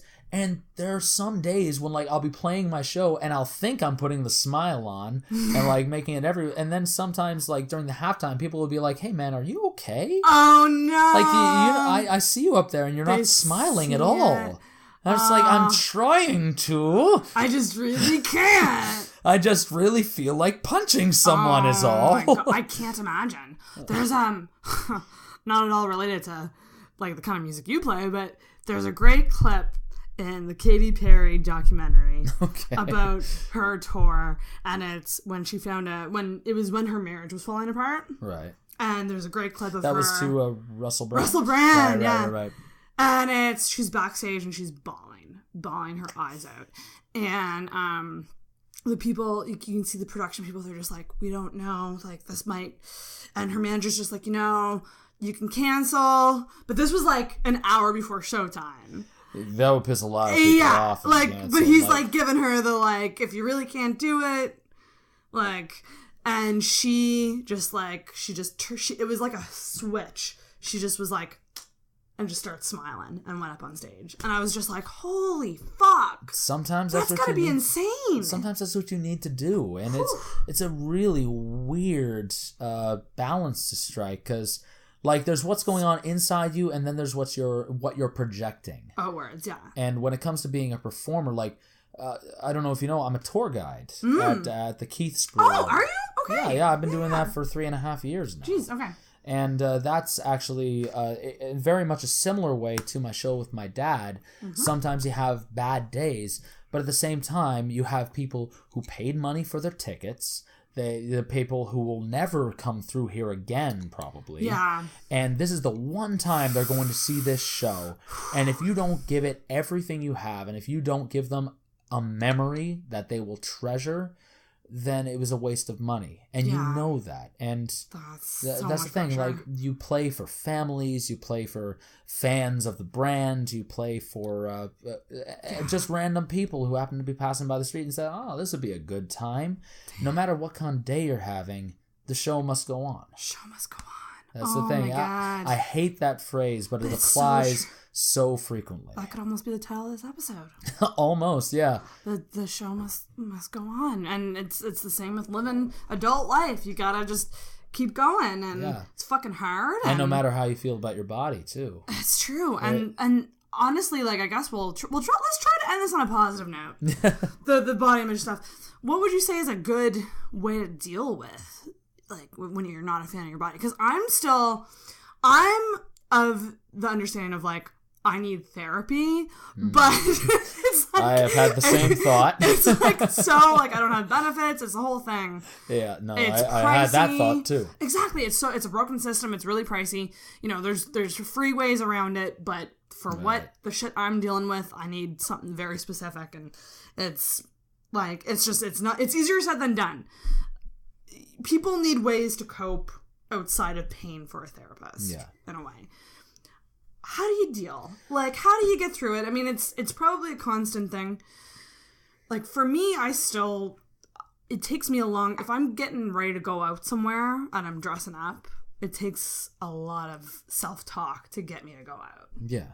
And by that, I mean, like, okay, stop picking everything apart. Stop overanalyzing. Stop, like, trying on 1,000 outfits. 1,000 outfits, because every single outfit I try on, there's something wrong with it. Of course.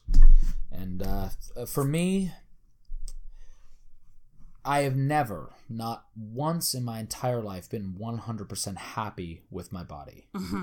And I feel like most people, if not all people, are in that boat. Oh, yeah, it's so true. For me, whenever I go out, I, first of all, like, I take a shower, and I'll, of course, no clothes, look in the mirror, be like, okay, this is what I look like right now. Yeah. Some days I'll be like, okay, you look all right. Some days I'll just think, why the fuck do you even bother? Yeah. But really, I think the most important thing to realize is that nobody is judging you as hard as you are. Yes, it's so true. And like, you're your own worst critic in almost every situation, especially when it comes to your body, because nobody knows your body like you do.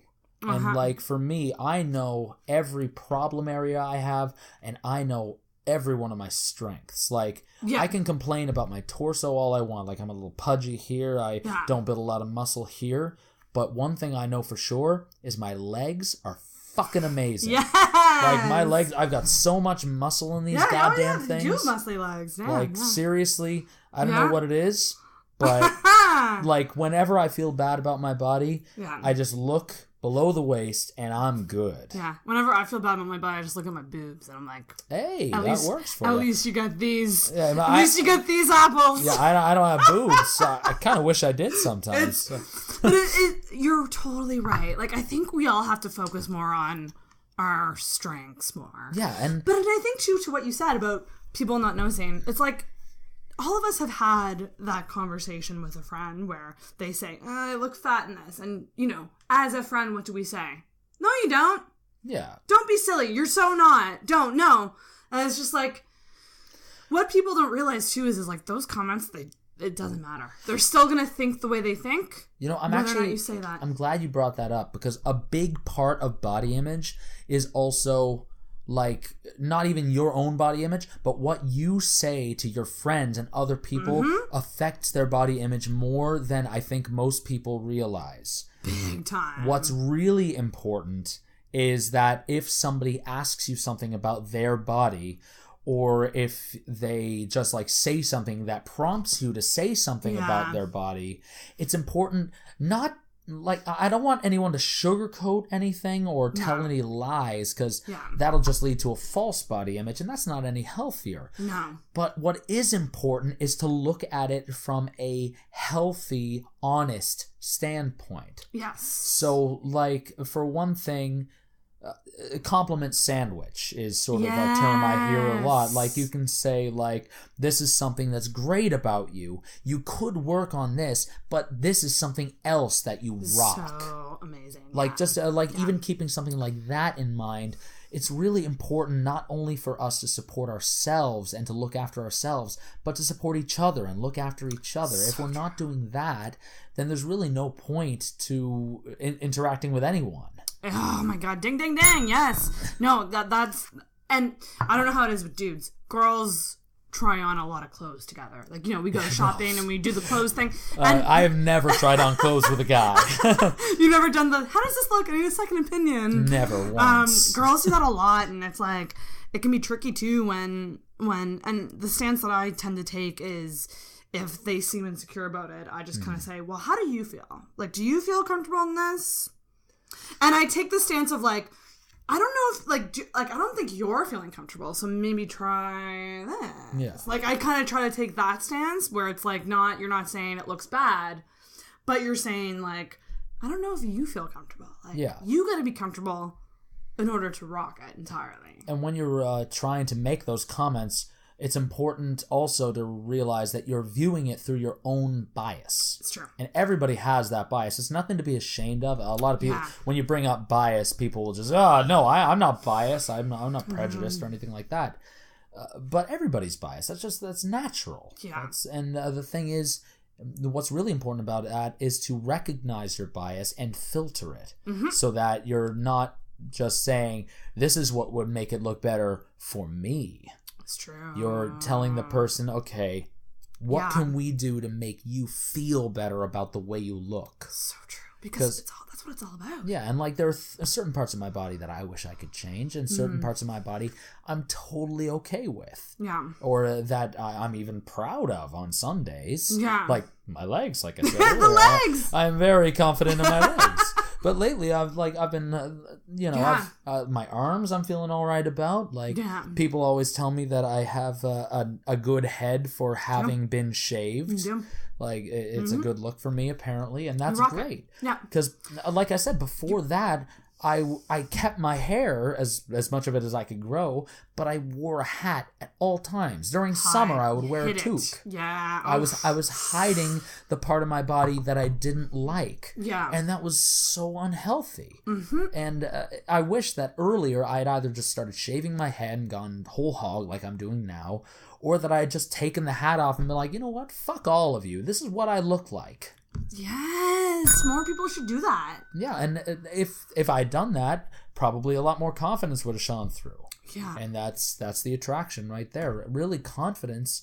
Confidence is everything. If not everything, it's most of it. Most of it, exactly. Because I've seen, I mean, don't get me wrong, like, I've seen some people where I'm like, oh, that outfit is not flattering, but this person is having so much fun in that outfit. Yeah. And they're exuding such happiness and confidence that it doesn't matter if typically speaking, I don't think it's flattering. Exactly. I wouldn't think it would be flattering on someone who was obviously uncomfortable in it. But if you're comfortable in it, and you're happy with what you got, and you're rocking it, like, you're going to be an awesome person. Yeah. And I think so much of me is like, sometimes I just put myself in these outfits, and I'm like, I am just, I don't feel comfortable. And I'm making myself wear it. And it's just like, I gotta stop doing that. Honestly. Like that, like, it's like just wear whatever I want.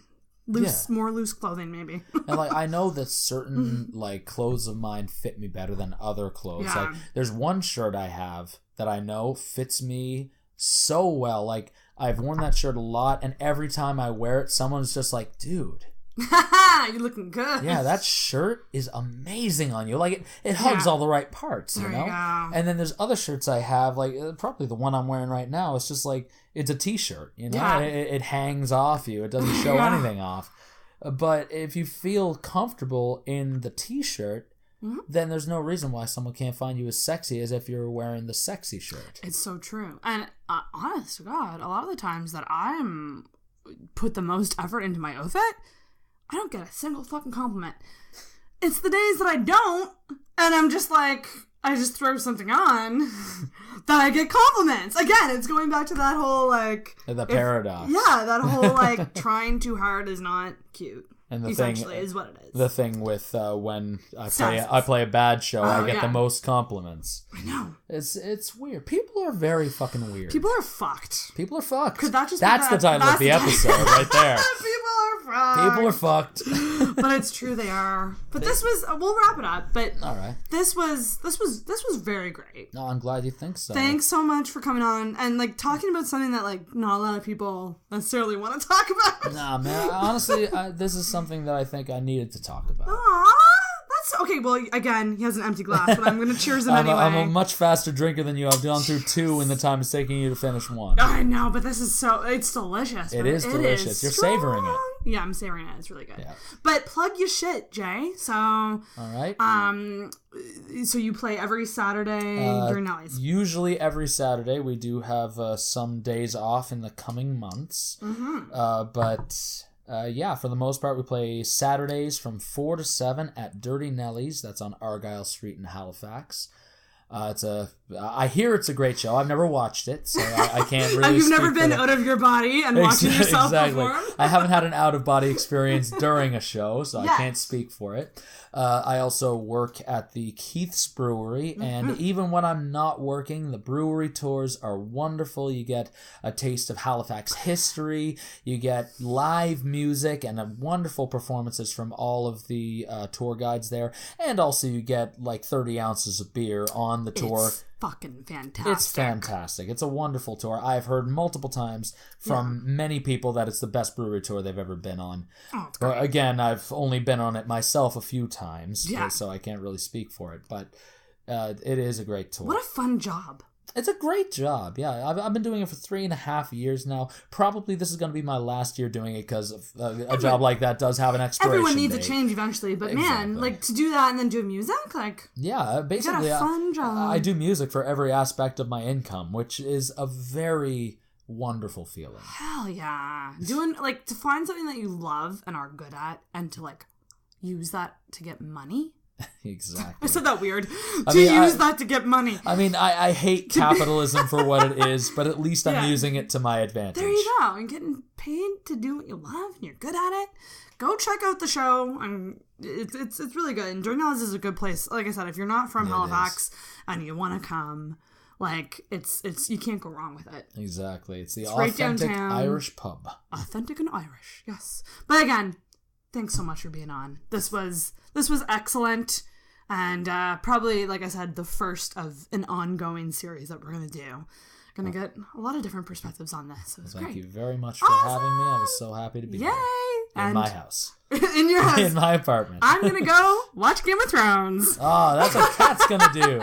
Yes! But anyways, guys, this was great. And remember, ring that bell.